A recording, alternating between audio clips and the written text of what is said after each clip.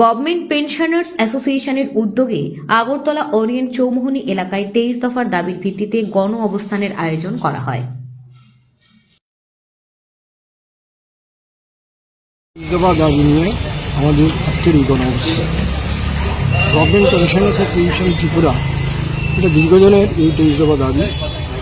আমরা দীর্ঘ লড়াই করেছি, প্রস্তাবন করেছি, আমরা রাজ্য সরকারের বিভিন্ন স্তরে আমরা চিঠি দিয়েছি, আবেদন করেছি, নিবেদন করেছি।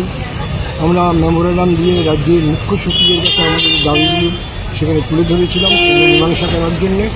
আমরা সাক্ষাৎকারের জন্য অনুরোধ করেছিলাম, অদ্যাবধি মুখ্য সচিবের কাছে কোনো সাক্ষাৎ পাইনি। পরবর্তী সময়ে আমাদের সংগঠনের সিদ্ধান্ত অনুসারে আমরা আমাদের রাজ্যের যে 23টি মহকুমা আছে সেখানে আমাদের ইউনিট কমিটি আছে।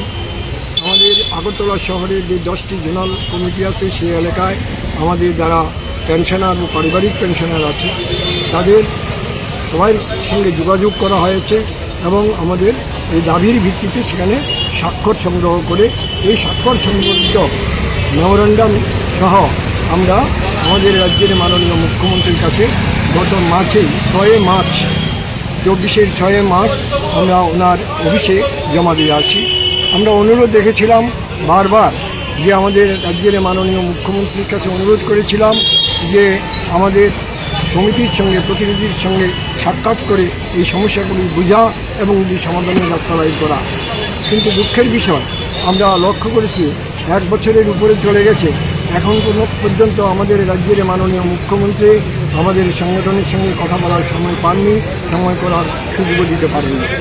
আমরা গত 31শে ডিসেম্বর 2024 আমরা আমাদের কনস্টিটিউশন অনুসারে আমাদের সমিতির ৪৫তম বার্ষিক সাধারণ সভা করি এবং সেই সাধারণ সভায় রাজ্যের বিভিন্ন মহকুমা থেকে বিভিন্ন ইউনিট এবং জোনাল কমিটি থেকে আমাদের 236 জন প্রতিনিধি সেখানে উপস্থিত ছিলেন এবং সেই প্রতিনিধিরা এই দাবিগুলির ভিত্তিতে তারা সেখানে মতামত ব্যক্ত করেন, আলোচনা করেছেন এবং তারা এই ৪৫তম বার্ষিক সাধারণ সভায় এটা সর্বসম্মতিভাবে সিদ্ধান্ত গৃহীত হয়েছে যে এটা এই আমাদের বৃহত্তর আন্দোলনে যাওয়া প্রয়োজন, আমাদের গণ অবস্থান সহ অন্যান্য বৃহত্তর আন্দোলন আমাদের শুরু করা দরকার। নাহলে এই দ্রব্যমূল্য বৃদ্ধিজনিত ওষুধের যে দাম বৃদ্ধি পেয়েছে এই পরিস্থিতির মুখে দাঁড়িয়ে যে পেনশনার ও পারিবারিক পেনশনাররা যে তার সীমিত যে পেনশন এই দিয়ে তার জীবন জীবিকা অত্যন্ত কঠিন হয়ে দাঁড়িয়েছে। আমাদের অধিকার আজকে সেখানে কেড়ে নেওয়া হচ্ছে। আমাদের এই ভারত সরকার যে আইন করেছিলেন divine benefit of pension rule যেটা করেছিলেন, যেটা 1972 সালে এই আইনের বলে সারা ভারতবর্ষে সেই পেনশনার পারিবারিক পেনশনাররা নিয়ন্ত্রণ হন।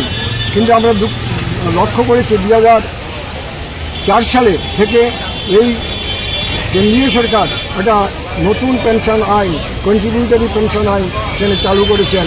ডিভাইন বেনিফিট অফ পেনশন আইনকে তারা বাতিল করেছেন এবং আমাদের রাজ্যেও সেরা বিগত সরকার যখন এখানে ছিলেন যে 2018 সালের আগ পর্যন্ত যারা ছিলেন সরকারি তারা এই ডিভাইন বেনিফিট পেনশনগুলিটাকেই চালু রেখেছিলেন এ রাজ্যের শিক্ষক কর্মচারী, এ রাজ্যের পেনশনার, এ রাজ্যের পারিবারিক পেনশনারদের অধিকার রক্ষা করার জন্যে। কিন্তু আমরা লক্ষ্য করেছি যে বর্তমান সরকার 2018 সালে আসার পর আমাদের এই অর্জিত অধিকারকে তারা কেড়ে নিয়েছে এবং সেখানে কন্ট্রিবিউটরি পেনশন আইন চালু করেছে এবং ডিভাইন বেনিফিট অফ পেনশন রুলকে বাতিল করা হয়েছে। এটা রাজ্যের শিক্ষক কর্মচারী পেনশনার এবং পারিবারিক পেনশনারদের বিরাট বঞ্চনা। আমরা সমিতির পক্ষ থেকে রাজ্য সরকারের কাছে বিনয় করেছি, আমরা অনুরোধ করেছি যে এই divine benefit of pension rule এখানে পুনরায় চালু করা হোক। এই রাজ্যের সমস্ত যে আগামী দিনে যারা চাকরিতে আসবেন, যারা আগামী প্রজন্মে চাকরিতে ঢুকবেন, তারা যেন এই ডিভাইন বেনিফিট অফ পেনশন রুলের আওতায় থাকেন, তারা যেন এই বেনিফিট পান। কিন্তু দুঃখের বিষয় আমাদের রাজ্য সরকার সেখানে কর্ণপাত করেননি। এখন পর্যন্ত সেই আইন সেখানে বলবৎ করে আমাদের রাজ্যের যারা নতুন প্রজন্ম আসছে চাকরিতে তাদেরকে বঞ্চিত করা হচ্ছে। এইভাবে আমাদের অধিকার সেখানে কেড়ে নেওয়া হয়েছে। আমরা দেখেছি এই 23 দফা দাবিগুলো অত্যন্ত জরুরি এবং প্রয়োজন।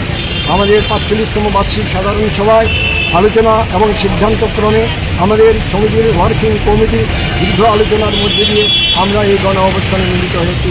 আজ 7ই ফেব্রুয়ারি এই গণ অবস্থানে এখানে মিলিত হয়েছি। সেই দাবিগুলোর মধ্যে মুখ্য যে বিষয়গুলো আছে আমি একটা একটা খুব সংক্ষেপে আপনাদেরকে তুলে ধরার চেষ্টা করছি। যেমন সেখানে রয়েছে